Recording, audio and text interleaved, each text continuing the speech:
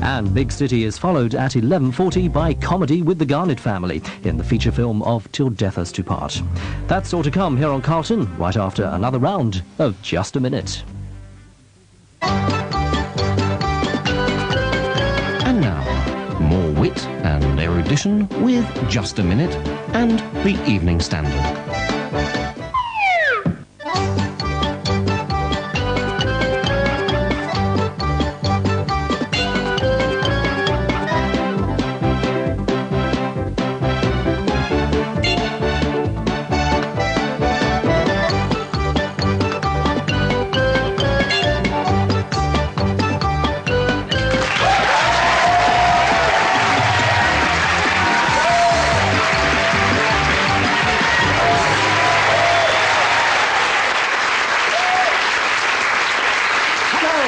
And welcome to Just a Minute, the orally challenging game for those who are obviously orally challenged. First, I'll introduce my guests. And my regular guest is, as usual, the effervescently witty, the incandescently convivial, the consistently cheerful Tony Slattery.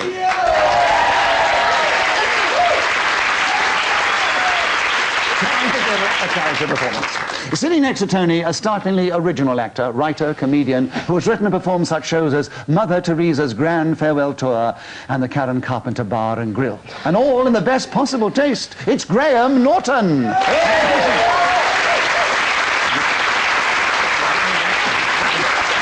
my right, a wonderful comedian, an actress, an intergalactic space vet, an ex-flaming hamster. She's also very well known as the dark-haired one in the cream cheese adverts. The captivating Anne Bryson. And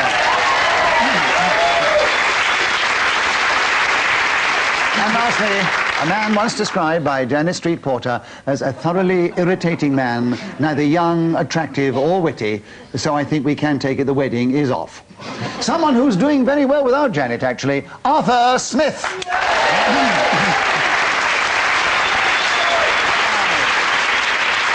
The four cameras this week who are going to try and play Just a Minute. The rules are simply ridiculous. Well, I'm sorry, no, they are ridiculously simple, but it depends on the way you play the game. The rules, such as they are, is that they have to speak for just a minute on the subject that I give them. They try and do that without hesitating, repeating anything, or deviating from the subject.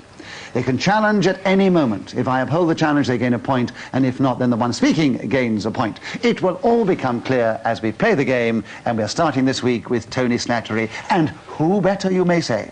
Tony Slattery, the House of Lords. Will you tell us something about that subject in this game, starting now? Many of the peers sitting in the House of Lords have been clinically dead for 10 years. This doesn't stop them voting. Why? Because they take a peculiar type of stimulant. It's known as disgusting cream cheese. I think you know what I mean. And when they smear themselves in it, it gets all mixed up with their ermine and all their robes, and they camp... Arthur Smith challenge. Well, it's a load of rubbish, isn't it? And I've never heard such a load of old tosh in my life. Well, it's certainly... I have, actually. I'm about to talk it. But, but there certainly was devious from the House of Lords, because though it was a lovely idea, it was not, I don't think, very factual. Arthur, you have a correct challenge. You get a point for that. He has gained the subject. The House of Lords, starting 40 seconds, by the way, now. Do you remember that old advert, "This is luxury you can afford," by Cyril Lord? Well, Cyril lives in a house in Berkhamsted. Anne, yes. Two Cyrils. There were two Cyrils, yes. You can't have two Cyrils in this game. Anne Bryson. Yeah. Do you remember that, anyway? What? No, I don't, actually. Oh, well, no. Stop having a chat amongst yourself. We're playing just a minute. House of Lords. You have the subject. You have gained your first point. You have 34 seconds to tell us something about the House of Lords, starting now. The House of Lords is a very large building next to the House of Commons in Westminster, which is quite near the Thames, which runs along there in a... Oh, dear. A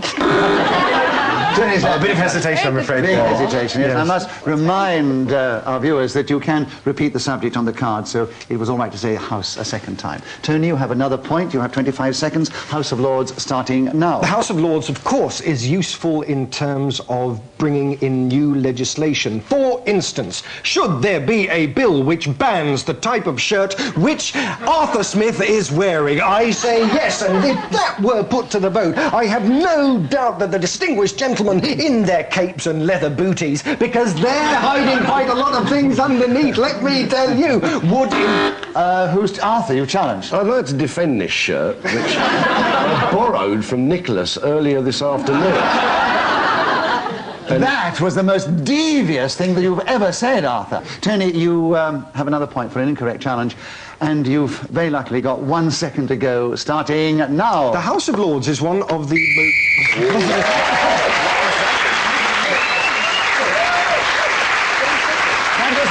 Tells us that 60 seconds are up. And when that whistle goes... Nicholas. No, let me just tell the viewers first. When the whistle goes, whoever is speaking gains an extra point, and it was Tony Slattery. Tony, what do you wish to say? Oh, shut your face, I'm not carrying on. Don't be so horrid. I'm trying to do a difficult job here. Keep the show moving, give them the rules, and, you know, have a bit of fun, give This you... is luxury you can afford by Cyril Lord.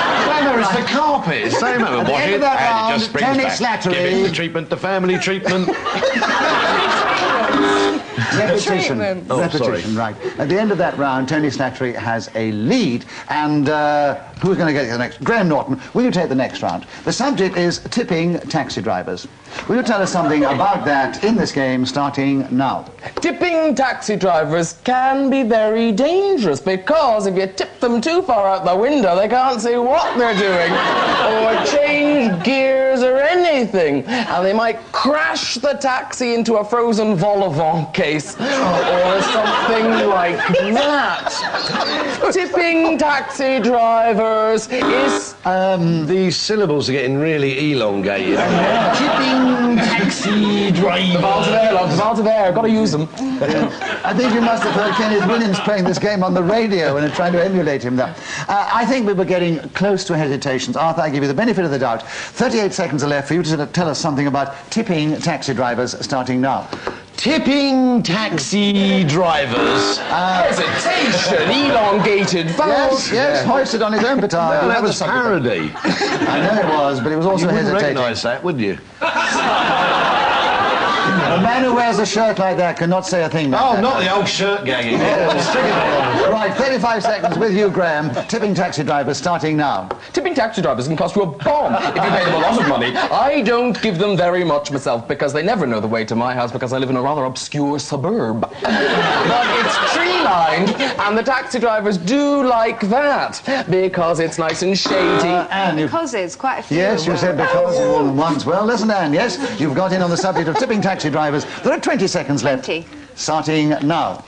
Tipping taxi drivers can be very good because they don't often earn very much money, and they also say things like, can't take Well, that's yourself at the bloody river. deviation. They earn a bomb. Have we got any taxi drivers in the audience? No, we haven't. Yes, there's one over there who says he doesn't earn very much at all. Can you take Nicholas Parsons home?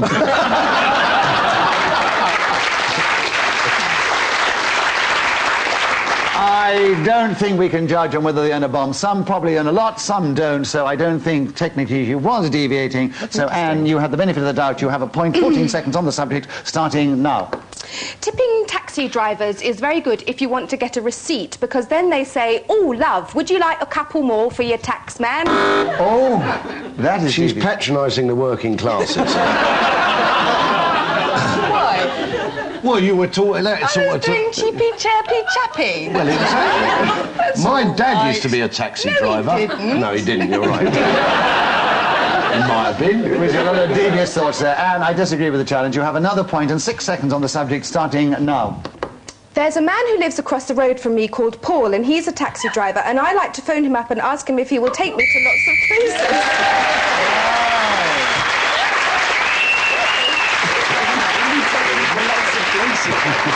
Anne Bryson was then speaking as the whistle went, gained an extra point for doing so, and she has taken the lead at the end of that round. She's now 2 ahead of Tony Slattery.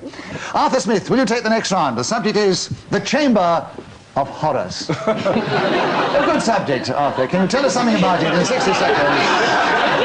I see you're girding yourself to launch into the subject. What is coming forth from this icon of the comedy scene?